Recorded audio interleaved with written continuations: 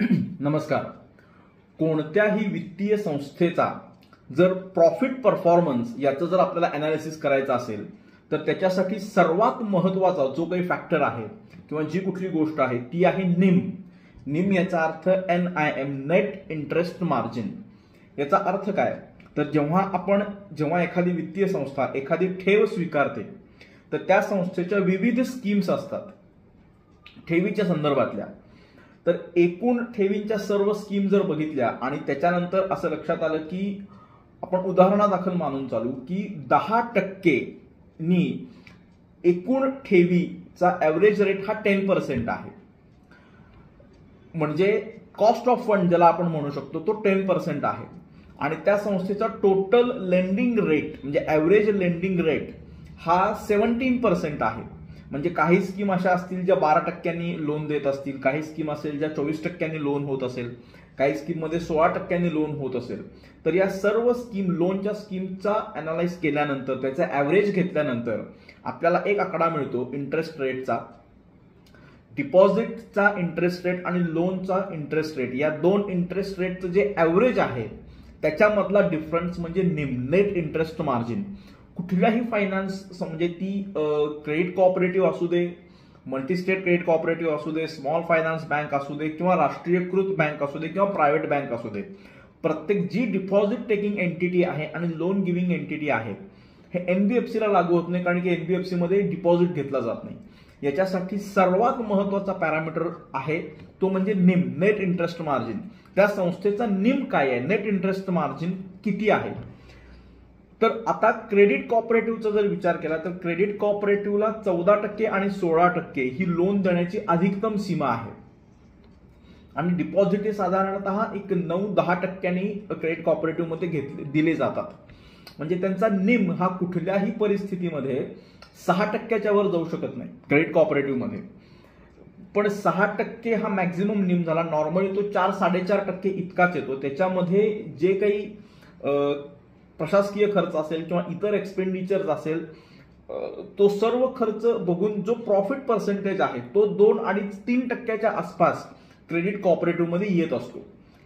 किंवा नॅशनलाइज बँकांना सुद्धा खूप मोठ्या प्रमाणात लोनचा दर ठेवता येत नाही, त्यामुळे त्यांचा देखील 3-3.5% आहे.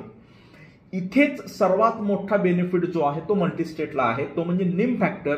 मल्टीस्टेट क्रेडिट कोऑपरेटिव्ह ही 8-9-10% निम अचीव्ह करू शकते, कारण की 24, 28, 32 अशा टक्क्यापर्यंत लोनच्या स्कीम्स ड्राफ्ट करणं मल्टीस्टेटमध्ये शक्य आहे. तशी लिगल प्रोव्हिजन त्या ठिकाणी आहे. मात्र हे क्रेडिट कोऑपरेटिव्ह मध्ये पॉसिबल नाहीये. त्याचबरोबर ज्युरिस्डिक्शन मोठं असल्यामुळं खूप मोठ्या प्रमाणात लोनसाठी पण आणि डिपॉझिटसाठी पण लोक अट्रॅक्ट करणं हे शक्य आहे. सो ह्या 1-2 मोठे फॅक्टर जर विचारात घेतले तर मल्टीस्टेटची तुलना क्रेडिट कोऑपरेटिव्ह जे तालुका किंवा जिल्हा कार्यक्षेत्र यांच्याशी होऊ शकत नाही. ज्यांना कोणाला असं वाटतं की आपण जिल्हा कार्यक्षेत्र घेऊन करू त्यांनी 100% मल्टीस्टेटचा विचार करावा, कारण की खूप कॅपिटल डिफरन्स नाही आहे. मात्र लॉंग रन मध्ये त्याच्या खूप फायदे आहेत, ते आपण इतर व्हिडिओमध्ये सविस्तर बघू. आज फक्त निम हा किती मोठा फॅक्टर आहे हे सांगायचं होतं. याचबरोबर भविष्यात मल्टीस्टेट मधून क्रेडिट कोऑपरेटिव्ह, कारण की भविष्यात क्रेडिट कोऑपरेटिव्ह बँकचं लायसन्स गव्हर्नमेंट परत चालू करणार अशा पद्धतीची एक चर्चा आहे. सेंट्रल CRCS मध्ये तशी थोडेसे इनपुट्स आहेत की कोऑपरेटिव्ह बँक जे लायसन्स आता बंद आहे, जसं पूर्वी मल्टीस्टेटचं लायसन्स बंद होतं आता ते पूर्णपणे सुरळीत चालू आहे, त्याच धर्तीवरती पुन्हा ते लायसन्स चालू होऊ शकतं किंवा एक्झिस्टिंग मल्टीस्टेटला त्याच्यामध्ये कन्व्हर्जनचा राईट्स मिळू शकतात.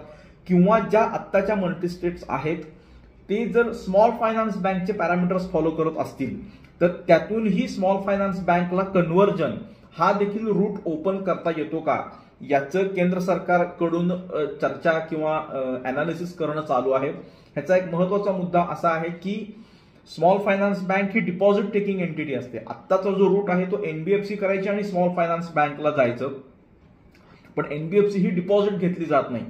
सो त्यामुळं स्मॉल फायनान्स बँकला मल्टीस्टेट ही अधिक जवळची एंटिटी आहे हे गव्हर्नमेंटच्याही लक्षात आलंय.